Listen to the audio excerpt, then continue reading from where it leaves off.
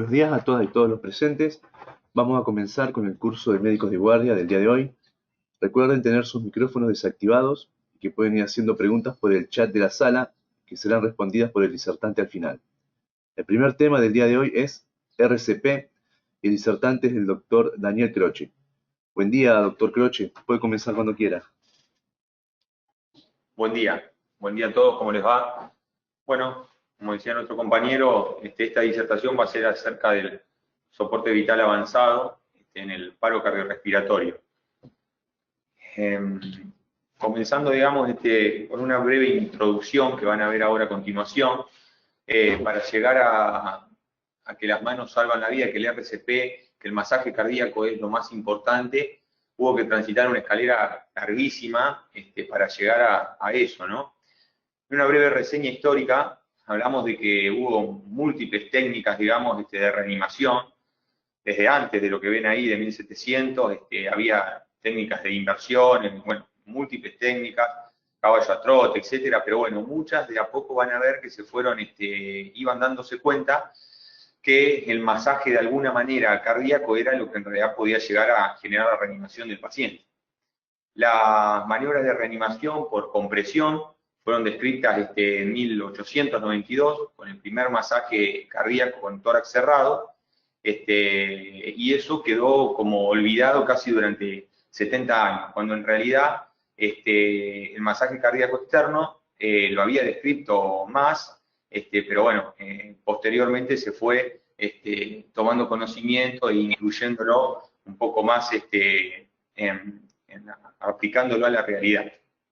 La reanimación cardiopulmonar, por Peter Safar, es considerado el padre de la reanimación moderna, y en el 61 publica y desarrolla una guía de reanimación cardiopulmonar que integraba lo que conocíamos previamente como el ABC, ¿no? La vía aérea, respiración y circulación.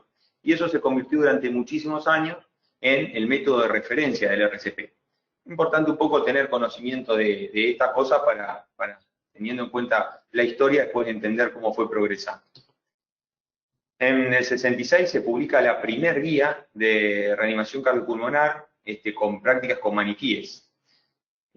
Enseñar técnicas de RCP a muchas personas probablemente salvaba vidas, que la perfección de unos pocos. Eso decía él, quien un poco lo había descrito, que era Peter Safar.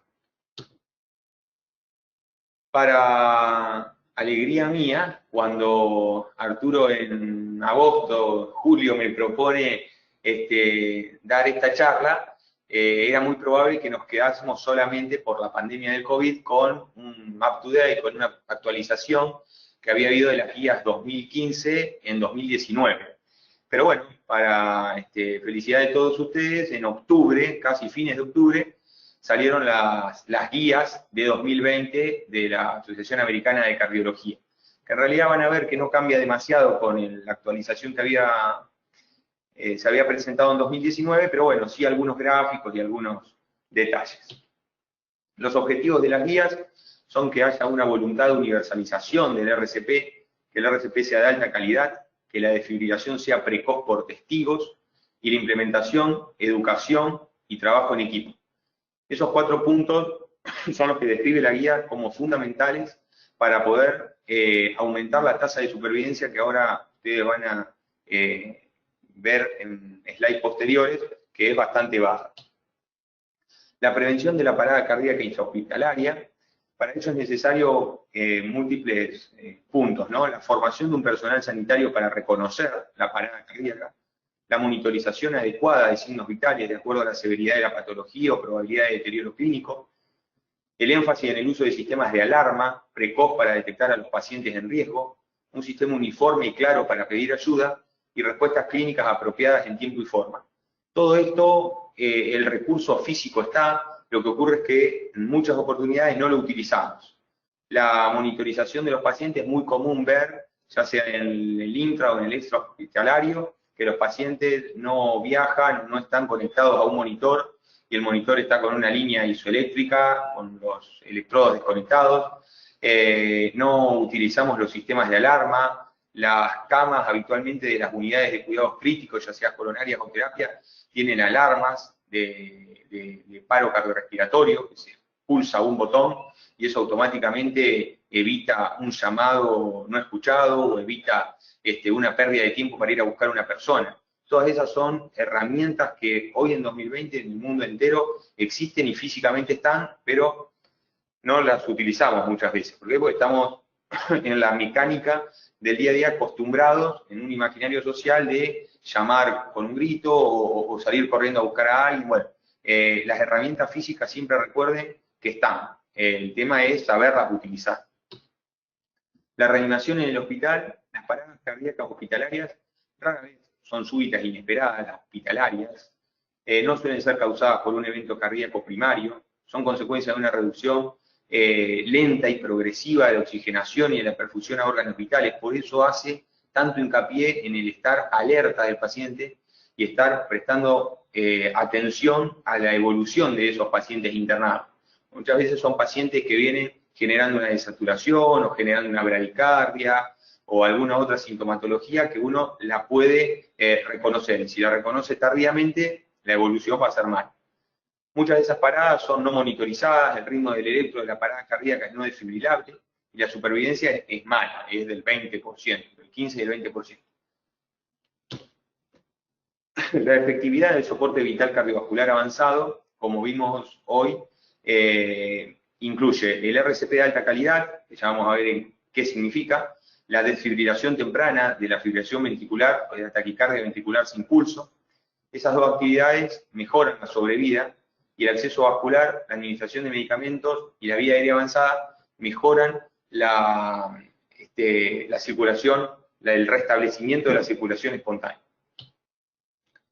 Como saben, la cadena de supervivencia en la parada cardíaca intrahospitalaria, ya sea desde guardia a unidad de cuidados intensivos, es la vigilancia y la prevención, el reconocimiento y activación del sistema de respuesta a emergencias, el RCP de la calidad correcta, la desfibrilación rápida y las nuevas guías, estas ya la actualización lo decía, 2020 hace mucho hincapié en los cuidados post-paro cardíaco, que van a ver que no son demasiados y los puede aplicar cualquier institución. Los conceptos básicos son que el ritmo inicial, esto es importante, de un paro presenciado suele ser la fibrilación ventricular, por eso es la importancia de la desfibrilación precoz. Si yo presencio una fibrilación ventricular con una pérdida de conocimiento, estoy frente a un accionar con una desfibrilación que cuanto más precoz sea, más va a ser la chance de reversión al ritmo normal del paciente.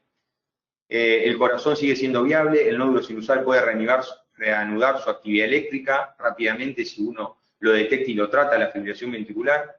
Las probabilidades de fibrilación adecuada disminuyen con el tiempo, eso siempre se habla, 10 en 1, o sea, cada un minuto hay 10% menos de probabilidad de supervivencia. Es decir, que eso siempre se habla en el extrahospitalario con las historias. Es probable que un paciente que entra en paro 10 minutos y no es asistido, cuando uno llegue, pese a que parezca muy poco 10 minutos, cuando uno llegue ese paciente tiene el 100% de mortalidad. La fibrilación ventricular claramente deteriora esa historia y no solo el tratamiento es otro, sino que la tasa de supervivencia aún es menor. Aquí tiene la probabilidad de supervivencia. Con reanimación cardiopulmonar llegamos al 21%, o sea que sigue siendo bajo, pero bueno, es muy superior a la probabilidad de supervivencia sin RCP, que es del 5%, ¿sí? 4 veces menor. Con una desfibrilación entre 3 y 5 minutos, las tasas de supervivencia, fíjense que son abruptamente diferentes. El 7 de cada 10 pacientes sobrevivirían si uno hiciera una desfibrilación entre 3 y 5 minutos. Tienen que pensar que un desfibrilador hoy tarda aproximadamente entre 15 y 30 segundos en llegar a los joules de energía que un desfibrilador moderno, ¿no? A la energía necesaria para poder generar la desfibrilación. Es decir, que tienen cerca de entre 1 minuto y 2 entre que se acercan al paciente y 1 minuto que les lleve, digamos, el accionar. Es decir, que 3 minutos significa que tiene que ser una fibrilación ventricular presenciada con un desfibrilador muy cerca. Quiere decir que esas tasas de supervivencia no son fáciles de lograr si uno no está atento a la situación, digamos, del paciente, o no tiene un equipo preparado para que esté alerta. En cuanto a las recomendaciones, acá este cuadro se los voy a dejar, es tanto en adultos, en niños como en lactantes. Esta gráfica no está presente en la guía 2020. Hay otras, digamos, yo creo que si bien sigue estando presente y está en el texto, no lo colocaron como gráfica, digamos. Sí está en el texto exactamente lo mismo, pero no lo colocaron como gráfica. En cuanto a los componentes que vamos a ir desarrollando en 2 o 3 slides similares, es la seguridad del lugar. Uno tiene que asegurarse, ya sea en el intrahospitalario, en el extrahospitalario, de que el entorno sea seguro para los reanimadores y para la víctima. En cuanto a la seguridad del lugar, hoy se incluye el tema del COVID. Hay que tener en cuenta que el paciente, la Asociación Americana de Cardiología, habilita a retrasar la reanimación cardiopulmonar si en pos de la seguridad del personal de salud, si vamos a reanimar un paciente positivo para COVID o sospechoso para COVID. Primero, el paciente debe ser, el personal de salud debe colocarse sus equipos de protección, ya sea a nivel 2 o a nivel 3, y luego ingresar a generar la reanimación. Eso generó mucha controversia, pero realmente en la reanimación de un paciente la posibilidad de contagio es altísima. El reconocimiento del paro cardíaco, bueno, comprobar si el paciente responde, si no respira, no detectar pulso palpable en un máximo de 10 segundos. 10 segundos es poco, uno tiene que estar capacitado para saber dónde buscar un pulso carotidio, bien en qué lugar, cómo encontrarlo, o un pulso femoral. Y tener las herramientas. Muchas veces, ¿cómo se generan y cómo se ganan esas herramientas?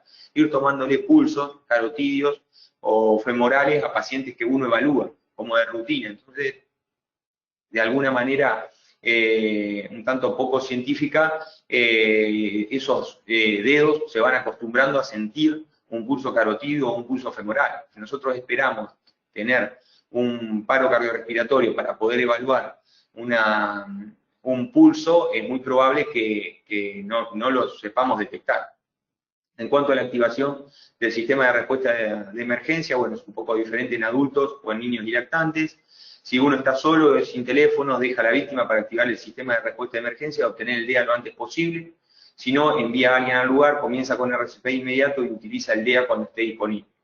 En casos de niños o lactantes, si es un colapso presenciado, sigue los pasos para adultos, y si es un colapso no presenciado, uno debe hacer RCP por 2 minutos y posterior ir a buscar el desfibrilador externo automático o la emergencia sanitaria.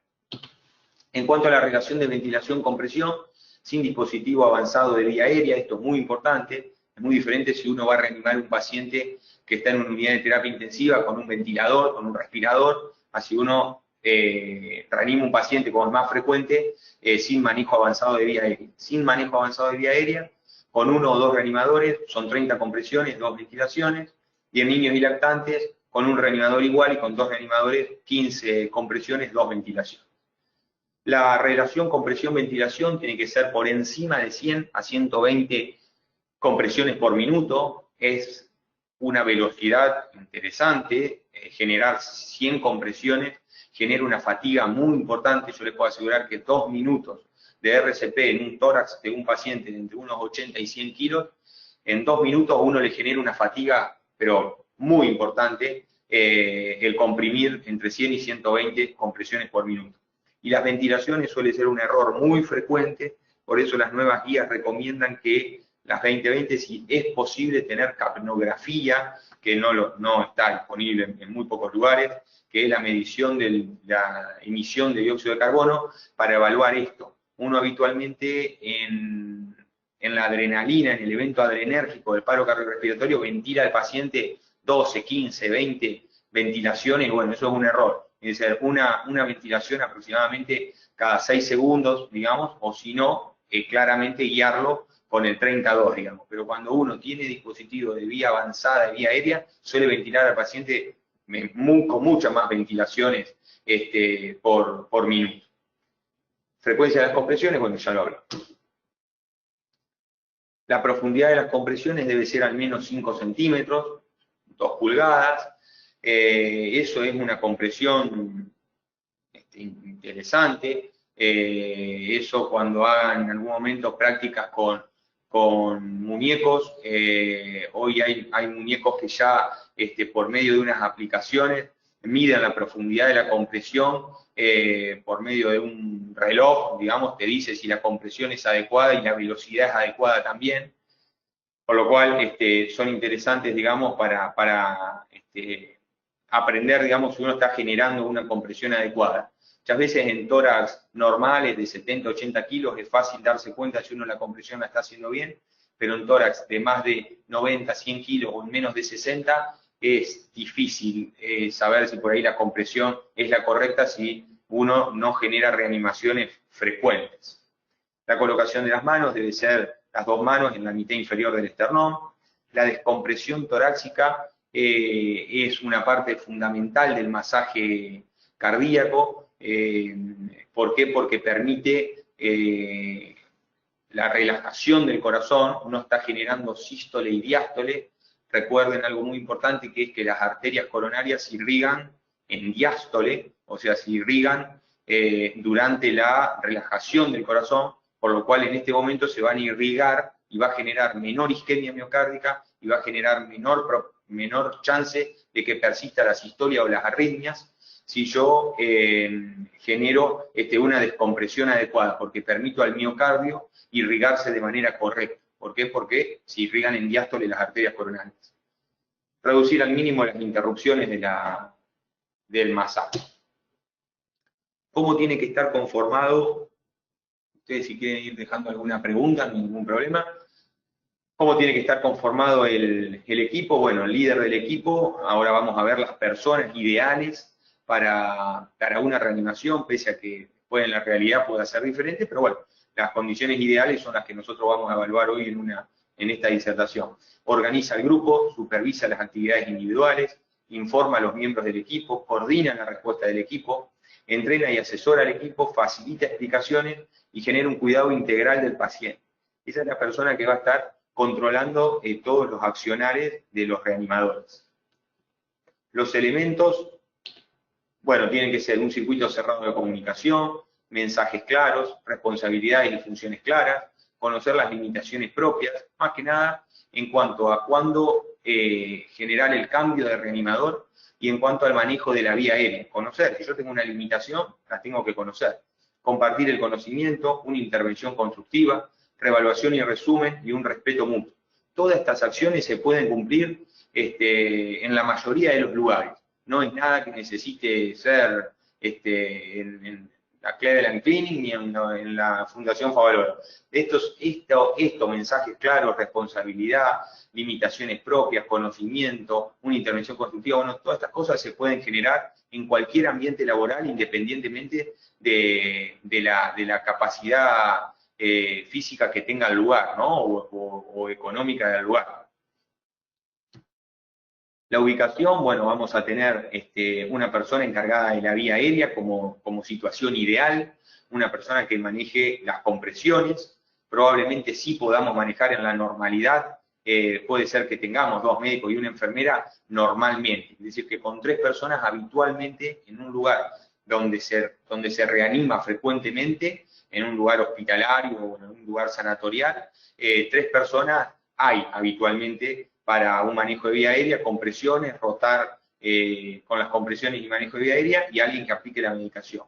Lo ideal sería tener alguien también que esté atento para la desfibrilación, alguien que registre, digamos, las actividades, que puede ser una enfermera, una segunda enfermera, y al líder del equipo que va a tener todas estas funciones de coordinación y evaluación. Ahora lo vamos a ver más adelante en varios slides, pero la guía del 2020 hace mucho hincapié también, hubo un nuevo hincapié que no estaba eso agregado, en una comunicación audiovisual.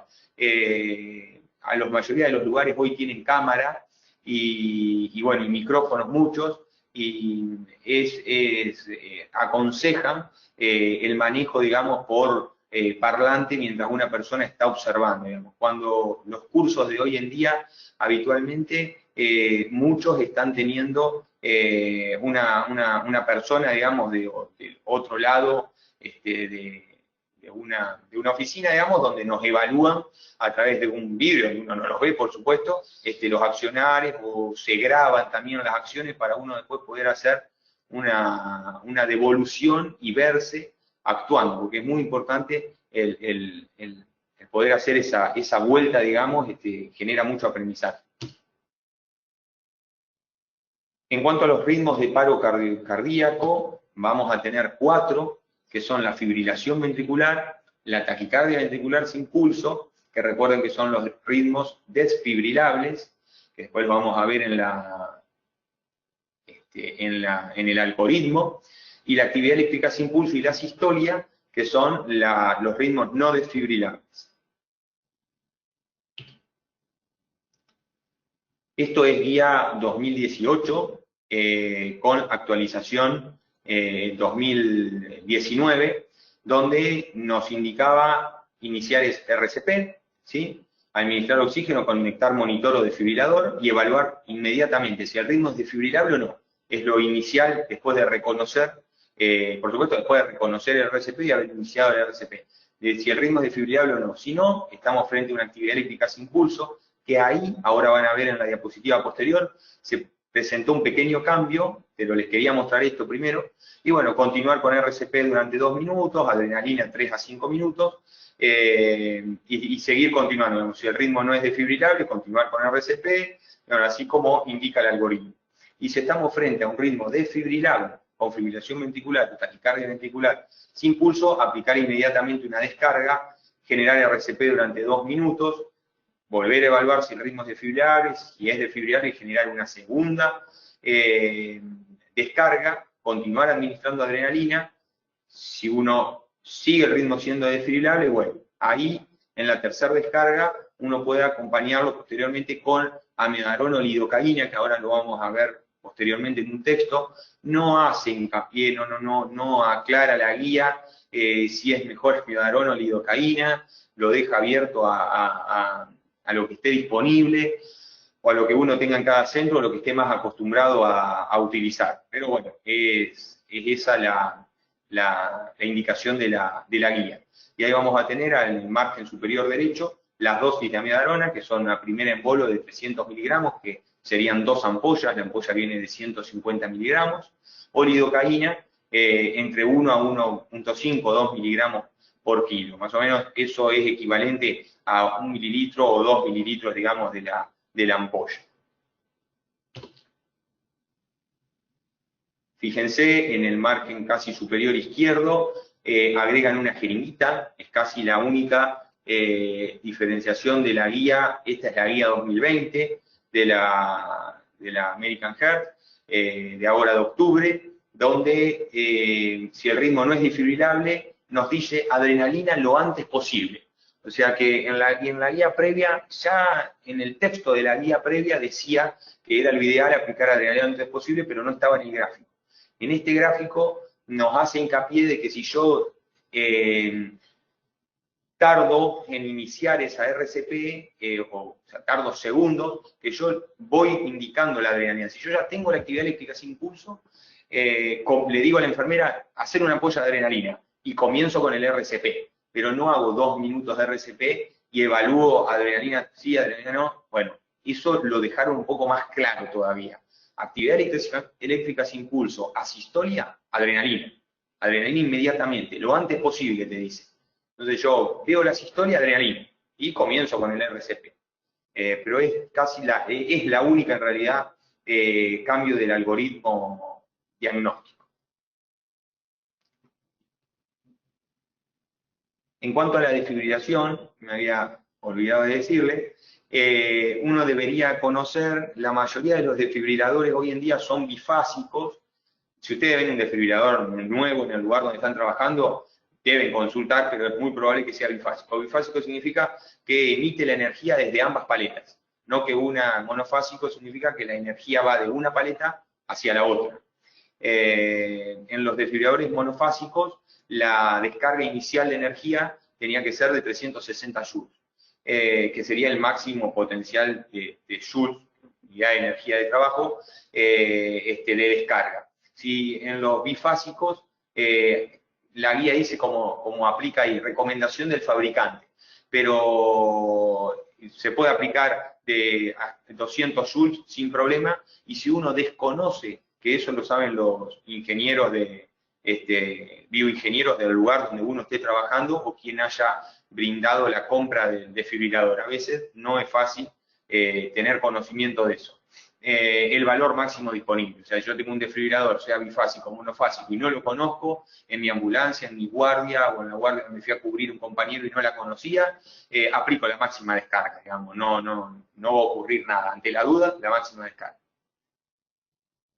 Y siempre importante, si yo persisto en el ala derecha de la actividad eléctrica sin pulso, posterior, digamos, a los 2 minutos de RCP, lo volví a evaluar, continúo con 2 minutos de RCP y el ritmo sigue de manera desfibrilable, bueno, no desfibrilable, siempre pensar en las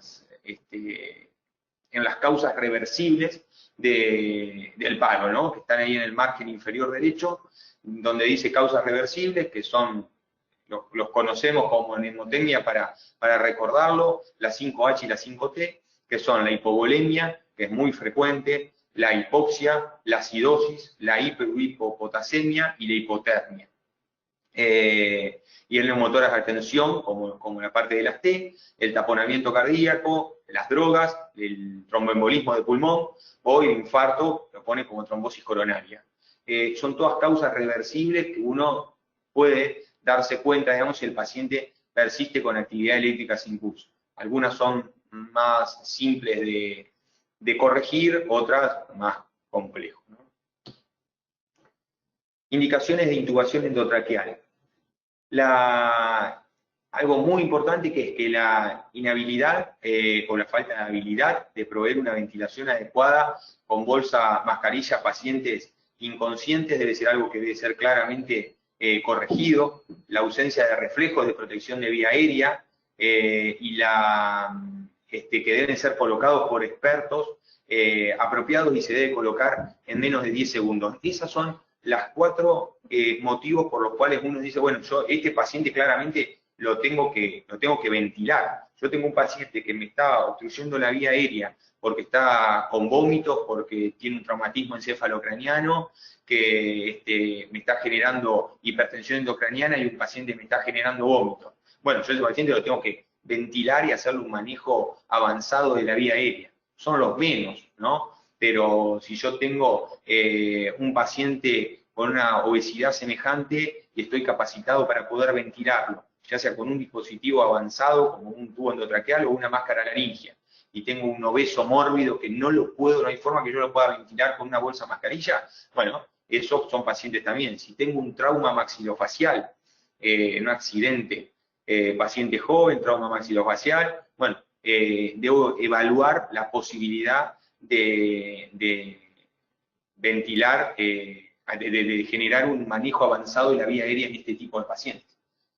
La guía dice que no hay ninguna evidencia al momento más adecuado para la intubación orotraqueal y que atrasar la intubación orotraqueal en pos de minimizar las interrupciones de las compresiones mejora la sobrevida y el estado neurológico del paciente. Quiere decir que salvo frente a estas apenas 2 o 3 indicaciones de intubación endotraqueal, yo no debo bajo ninguna circunstancia apresurarme en ventilar un paciente de manera con dispositivo avanzado de la vía aérea, y menos si no estoy capacitado para hacerlo en menos de 10 segundos, o menos si no tengo un entrenamiento adecuado, que es lo que ocurre en la mayoría de nosotros, ¿no?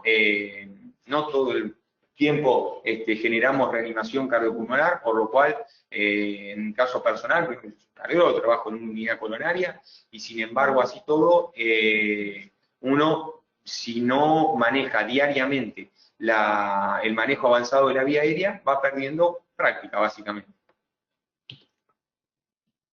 Nuevamente vemos el tema de la probabilidad de supervivencia.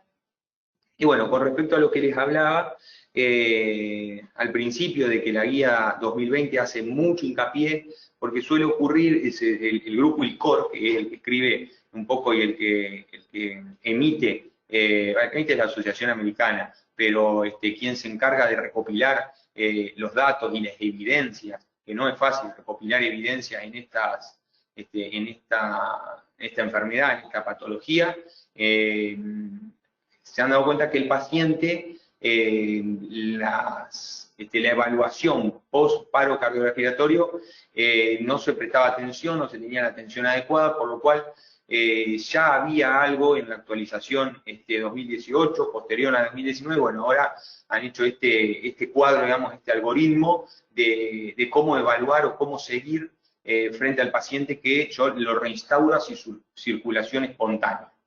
Con una reanimación lograda, necesitamos 3 parámetros fundamentales en la fase inicial de estabilización y posterior en el manejo de actividades adicionales.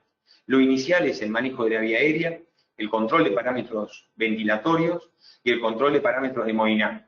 Tenemos que tener una colocación temprana del tubo endotraqueal. Ahora sí, yo ya tengo un paciente que restauró su circulación espontánea, pero un paciente que quedó un poco matoso o con un síndrome post-paro cardíaco respiratorio, bueno, controlar parámetros ventilatorios, no más de 10 ventilaciones por minuto, una saturación entre 92 y 98 y una presión de dióxido de carbono entre 35 o 45 en un ácido base. Y el control de parámetros hemodinámicos, evitar una presión sistólica, una presión arterial sistólica mayor de 90 milímetros de mercurio, siempre intentar, digamos, no tener por debajo de eso o una media mayor de 65. Realizar un electrocardiograma de 12 derivaciones, y ahí yo considero si tengo una intervención cardíaca de emergencia, si el paciente presenta un infarto de miocardio con supranivel del segmento ST, caso de shock cardiogénico inestable o requiere una asistencia circulatoria mecánica. Ahí, bueno, voy siguiendo las instrucciones, si el paciente, bueno, está claramente despierto o no, bueno, el manejo de la temperatura, etcétera. Hace mucho hincapié, digamos, en esta situación. Si bien esto ya es un manejo más de una unidad de cuidados intensivos o una unidad coronaria, es importante saber que si yo reinstauro la circulación espontánea en un paciente, en una guardia, pude, lo que famosamente decimos, sacar al paciente del paro cardíaco, no es ya está, sino es que tengo que tener en cuenta esta situación, porque las chances de que el paciente vuelva a perder esa restauración que habíamos logrado, la circulación espontánea, es muy alta. El paciente, es común decir, mira, salió y ahora dice, uy, está en paro de nuevo. Es probable porque uno no prestó atención a todas estas situaciones. Repetimos de nuevo, los cuidados post-paro, entonces optimizar el estado hemodinámico del paciente. Si tenemos posibilidad, se pueden iniciar hipotermias terapéuticas entre 32 y 34 grados, de 2 a 24 horas, infusión de líquidos a 4 grados, en pacientes comatosos, proporcionar reperfusión coronaria inmediata si ese paciente tiene una alteración de su segmento ST y sospechamos un infarto o miocardio, ingresarlo en hemodinamia inmediatamente y el control glucémico. En cuanto a la actualización, si bien ya vimos los gráficos del 2020, salido recientemente, hace 10 días, la actualización que había presentado en 2019, pensando que por la pandemia no iba a haber guías 2020, hablaban en un apartado especial del soporte avanzado para adultos, hacían hincapié en 3 acciones: el uso de dispositivos avanzados para vía aérea, el uso de vasopresores y la función de oxigenación por membrana extracorpórea. Ahora rápidamente vamos a describir los 3. En cuanto al uso de los dispositivos, como dijimos recientemente, preservar los conocimientos y habilidades a la hora de la intubación orotraqueal. Ya a partir de la guía 2015 había muchos ensayos controlados que habían comparado ventilación con bolsa mascarilla y la estrategia de intubación orotraqueal, y no había ninguna evidencia para una u otra modalidad de manejo de la vía aérea, sino que se hacía un reconocimiento en la capacidad del personal que estaba a cargo de la vía aérea. Si teníamos la posibilidad de colocar un tubo endotraqueal en menos de 10 segundos, lo hacíamos, si no, continuábamos con bolsa mascarilla. Y no podían tomar una decisión fundamentada sobre qué método elegir. En cuanto al uso de vasopresores, evaluaron la administración de adrenalina en dosis estándar de 1 miligramo de 3 a 5 minutos, generaba mayor supervivencia a los 30 días y al alta hospitalaria, y cierta incertidumbre sobre el impacto neurológico que generaba. La diferencia entre altas dosis de adrenalina o dosis estándar no se recomendaba las dosis altas de adrenalina. también se planteó el uso de vasopresina y adrenalina, que no ofreció ningún beneficio como sustituto a adrenalina, y claramente no hay estudios, digamos, de vasopresina placebo, porque sería antiético. Y diferencias entre adrenalina combinada con vasopresina y sola tampoco ofrecía ningún beneficio, teniendo en cuenta que la vasopresina además tiene un costo adicional importante.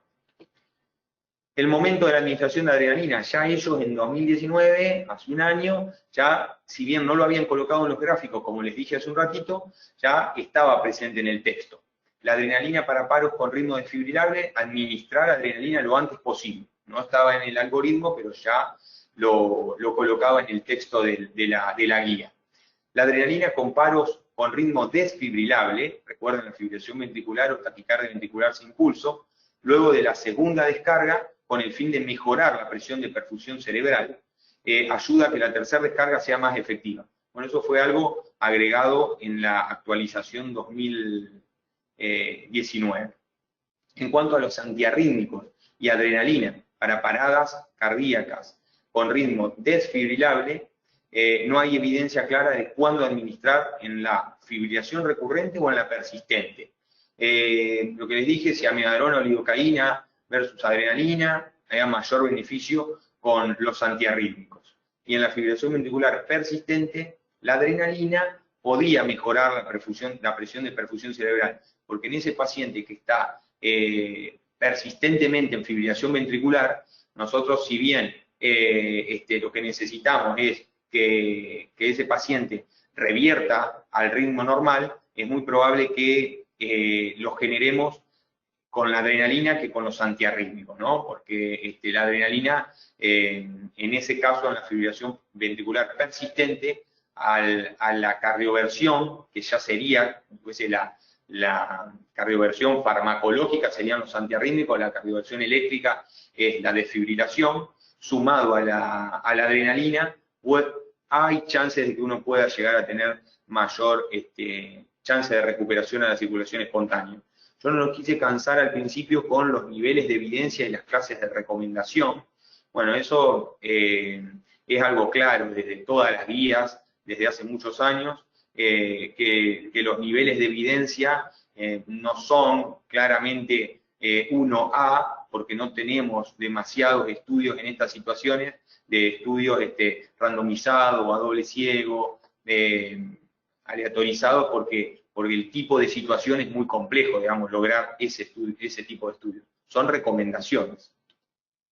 En cuanto a la RCP extracorpórea, no hay ninguna evidencia, que se hablaba mucho, a ver si mucha ansiedad, si la guía del 2020 tomaba alguna posición, y no tomó ninguna posición en cuanto a eso.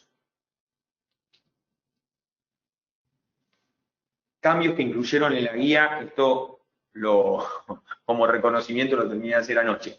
En cuanto a esto nuevito, muy fresco, ahí les voy a leer algunas cosas que les queden como de resumen de lo que dijeron las guías de ahora de octubre. Lo que les comenté es que las ayudas audiovisuales y algoritmos mejorados ofrecen una guía para fácil reconocimiento de las situaciones de reanimación, tanto en el soporte básico como en el cardiovascular avanzado. Se volvió a enfatizar sobre el inicio temprano del RCP por parte de reanimadores legos, digamos, reanimadores que no están formados, a pesar de los avances recientes y de las grandes campañas de RCP que hay. Menos del 40% de los adultos reciben una RCP iniciada por personas sin experiencia médica, y en menos del 12% se utiliza un DEA antes de la llegada de los servicios de emergencia extrahospitalaria. Quiere decir que nuevamente retornamos al mismo tema. En muchos lugares el recurso físico está, pero no se utiliza. Se ha reafirmado recomendaciones previas sobre la administración de adrenalina, con énfasis de la administración temprana de adrenalina. Se sugiere el uso de una retroalimentación audiovisual en tiempo real como medio para mantener la calidad del RCP. Muchas veces, si no tenemos un líder, caemos en el cansancio, etcétera, y perdemos la capacidad correcta del RCP. Medir continuamente la presión arterial y el dióxido de carbono al final de la expiración, que es lo que les dije hoy, eso se llama capnometría. Durante la reanimación avanzada podría ser útil para evaluar la calidad del RCP. Eso ya es más difícil de lograr, pero se puede. Según la evidencia más reciente, no hay recomendación de uso rutinario de desfibrilación secuencial doble, o sea, generar una desfibrilación y sin hacer masaje generar otra. No sirve eso. Sí hicieron hincapié, las guías 2015 hablaban de acceso intravenoso, intraóseo, como si fuese lo mismo. Acá claramente prefieren el acceso intravenoso para la reanimación y si no está disponible el acceso intraóseo. La atención del paciente después del retorno de la circulación espontánea requiere una esencial atención de 3 parámetros que cualquier persona lo puede evaluar, que es la oxigenación, la presión arterial, la intervención coronaria percutánea, la temperatura y el neuropronóstico, que bueno, eso puede ser posterior. Y debido a la recuperación de un paro cardíaco, continúa mucho después de la hospitalización inicial. Los pacientes deben contar con una evaluación y un apoyo formal para abordar sus necesidades físicas, cognitivas y psicosociales. Son muy importantes todas estas acciones. Realmente no sabemos qué vendrá en el futuro, si seguiremos solamente actuando con las manos, con el margen superior izquierdo, o lo tendremos a Lucas presente, parches de reanimación. Bueno, es muy prometedor el futuro, pero por ahora recuerden que solo las manos salvan la vida y la desfibrilación precoz, y muy importante es la formación, y la formación se inicia desde la casa.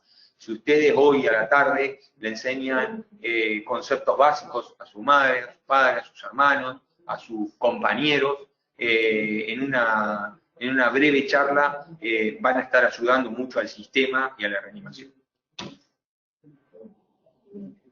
No sé si hay alguna pregunta, Guido.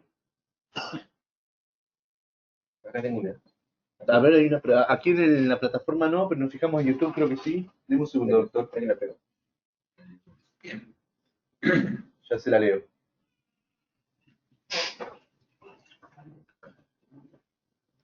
La pregunta es de Gonzalo Romagnoli. No. Disculpe, no, pero no, es una pregunta técnica, no la habíamos visto. No es con respecto a lo que usted presentó, doctor. No tengo pregunta, doctor. Bueno. Muy bien, entonces. No sé si alguien quiere hacer una pregunta ahora, doctor, o hacer alguna consideración final usted. No, suficiente ya con esas finales, está bien, Guido. Bueno.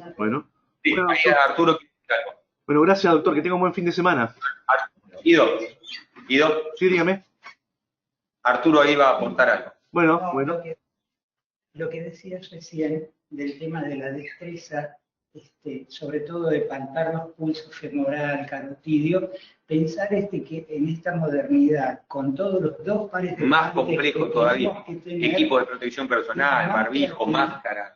Más que atinado para tratar de encontrar ese tipo de destrezas. Esta pandemia nos ha obligado a todos realmente a aumentar, sí, totalmente, y aumentar la capacidad que en algún momento uno había logrado de todo esto. Realmente a mí me tocó por primera vez ahora en septiembre reanimar a un paciente sospechoso con un equipo de protección nivel 3 y bueno, yo creo que generó una fatiga para el día entero.